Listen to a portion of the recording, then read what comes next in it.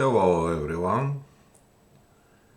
If you are watching this, my guess is that you are interested in conversations led by clients, what we've been doing here for 20 years now. I am Plamen Panayotov and I am speaking, as you can see, from an archives room. You can call it the archives of personal professional experience.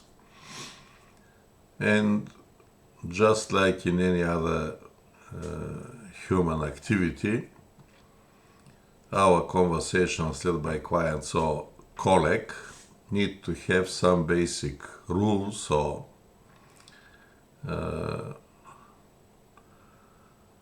basic principles, and we call them axioms because we believe that any rule needs to be self-evident, it needs to be obvious.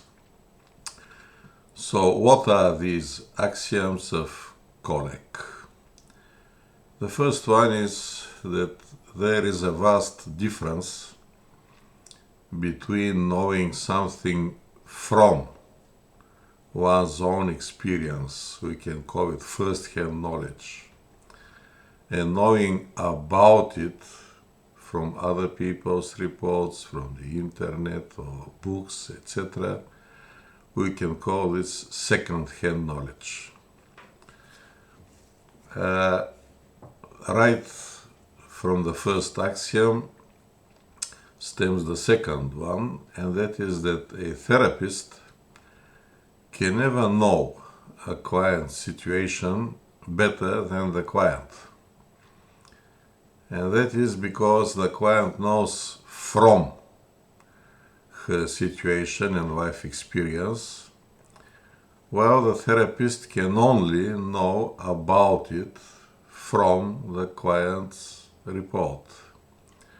So the therapist not knowing is the only possible way for him to be involved in therapy, counseling, coaching, any other conversation like this.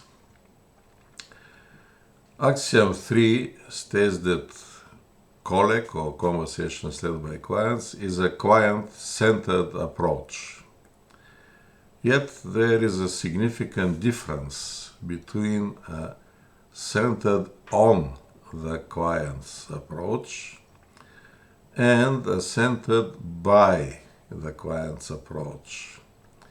CoLeC is not about the first, but about the second of these. And the difference is that the professional does not talk about the client, but about whatever the client wants to talk about. Axiom 4 states that there are no good and bad questions. Each and every question asked on time, on the client's timeline of course, is useful, while the same question asked out of time is usually useless. If we follow Ecclesiastes' lead, there is a time for asking every question under heaven and a time for not asking it. Axiom 5 states that change is not only always possible, it is absolutely inevitable. And then comes axiom 6. It is not the therapist who is the change agent, but the client's time, which is the change agent. When the time comes for a client to change her situation, she may search for a consultation or she can do the change by herself. Axiom 7 says that following the client's agenda, that is, the client's questions, answers, descriptions, explanations, hopes, plans, memories, comments, etc. is obviously the highway to solutions. Imposing any external processes on the client can only slow down or disturb their own natural ways of arriving at desired situations. Axiom 8 states that using the client's own language is impossible without using the client's own questions. And that is because the questions we all ask are obviously the most important part of anyone's language, because they give direction to our thoughts, answers, then plans, and following actions. Axiom 9 states that counseling does not start when the client enters the therapist counseling room. It starts when the client decides to go for a consultation. And then it ends when the client decides to end it.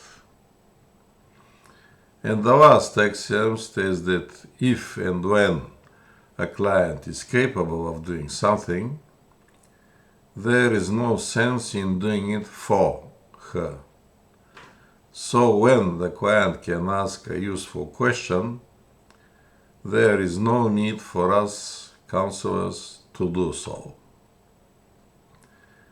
And hoping that what I said makes sense to you, I wish you the best of luck and enjoy your counseling or therapeutic or coaching work with your clients.